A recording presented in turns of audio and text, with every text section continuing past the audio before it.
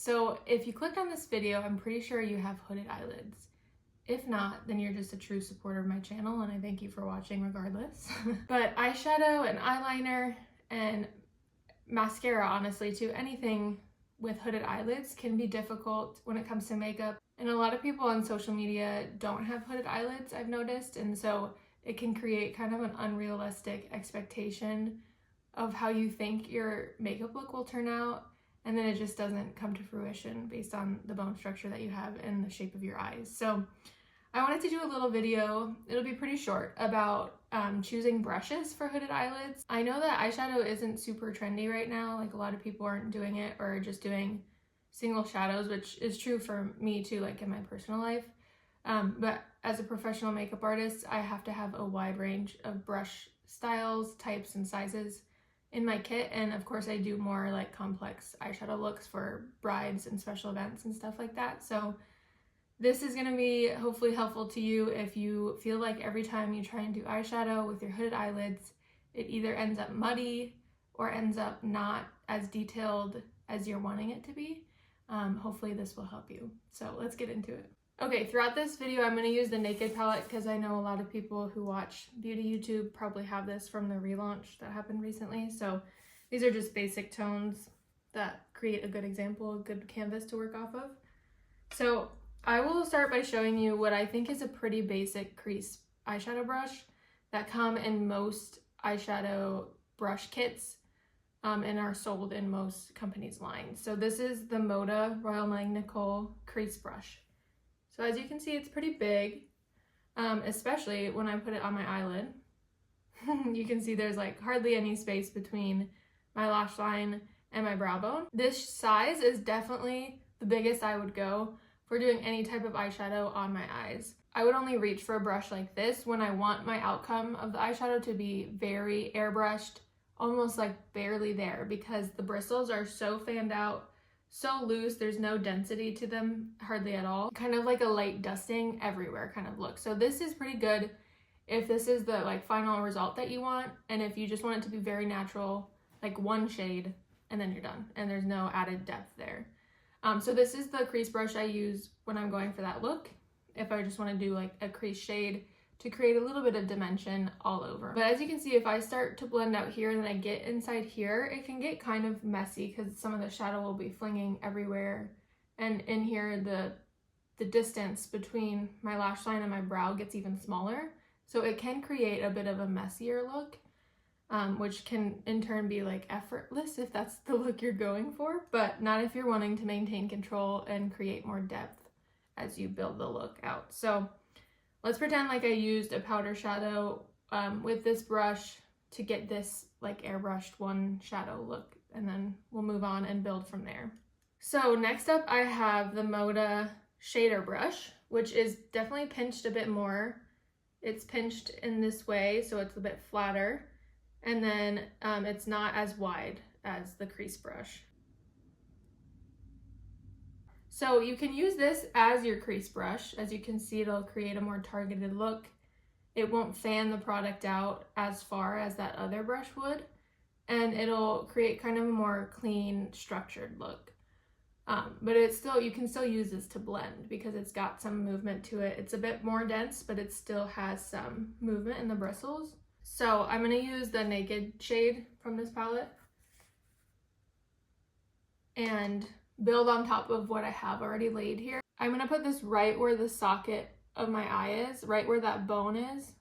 You see how I can like move, and it's like I can go inside the socket right now and then move my skin so it's like out of the socket. But you put this shadow, you're creating depth right there and making it look like your eye naturally has a socket, a bigger socket there than it really does.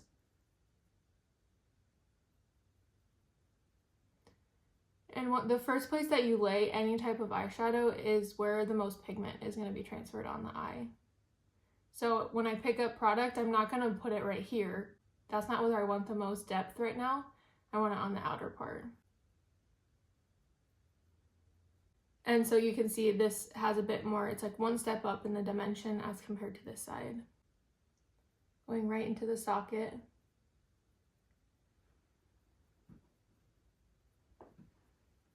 And again, you can just use this brush alone for both that, like step 1 and step 2, and just forego the bigger one if you have hooded eyelids.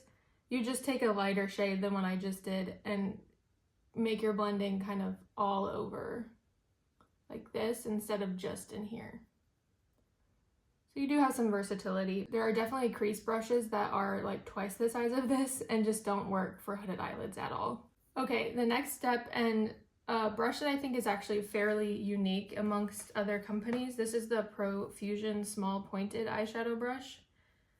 This is, like I said, pretty unique because it's a bit more dense, but there is still some fluff to it, so you can use it as blending. Whereas like this next brush I'm going to talk about is what most brands call a detail brush, or like an outer corner brush, and it has way more density to it. Like the bristles are way more compact. This one is not as compact. It has more floof to it. This kind of brush is actually a little bit tricky to find. So I would definitely recommend this one specifically from Profusion, and it's very, very inexpensive. So I'm just going to show you with that same exact naked shade how you can use the same shade and still build up the pigment with the brush that you're using. So I'm going to place this kind of in like a V from my outer corner into the crease here. So starting at the V, and then working into the crease again. And now because this brush is so much smaller than that last one, I can go in further here in this socket without any worries that a lot of the eyeshadow is going to go not where I want it to go. And again, this has a unique quality where you can place the product with this brush, but you can also blend it out. And now you can see there's a difference between this eye and this eye again. There's more depth here on the outer part, even in here, and then as we get closer into the tear duct.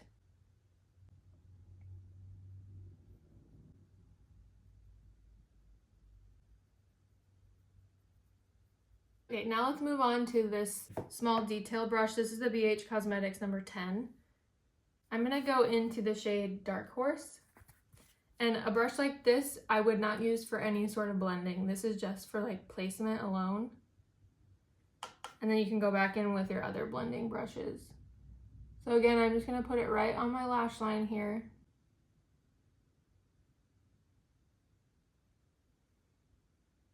I want the depth and darkness to stay right here. I don't want it to go any further than where I'm placing it.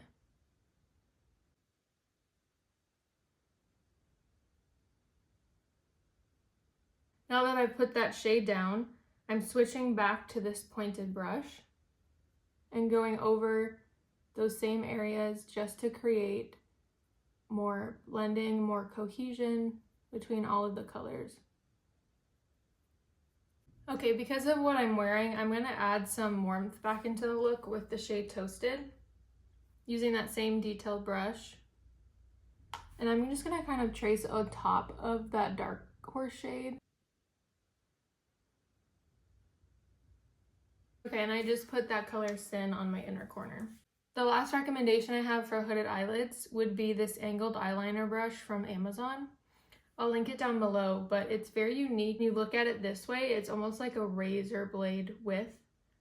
It's very, very precise and detailed, and there's not a lot of fluff to it, right? It's just very dense, compact, and it maximizes the space. If I want to do a wing eyeliner, it maximizes the space that I have between my lash line and my brow bone. Even this brush itself might be too big for your eyes. Your hooded eyelids might be even more drastic than mine. So whatever name a brush is titled isn't necessarily going to work on your eyelids.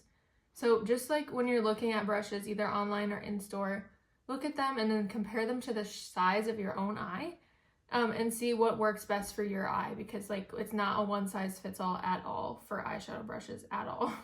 For example, this is so funny. I use this as like a targeted powder brush, but Moda brushes, they call this the eye contour brush, which like I have to look up how they think that this is an eye contour, but can you imagine using this as a crease brush on my eyes?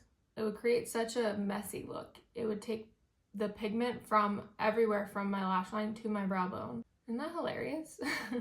So don't always go off of what the company's title the brush is. But I hope this helped you if you were struggling with doing your eyeshadow and you have hooded eyelids. They are so tricky, and I know they can be tough to work around, but I mean, I think everyone deserves to have fun with makeup and play around with it if they want to without being frustrated. So hopefully this video helped you and gave you like a new perspective when you're looking for eyeshadow brushes. So thank you so much for watching, and I'll see you in my next video. Bye!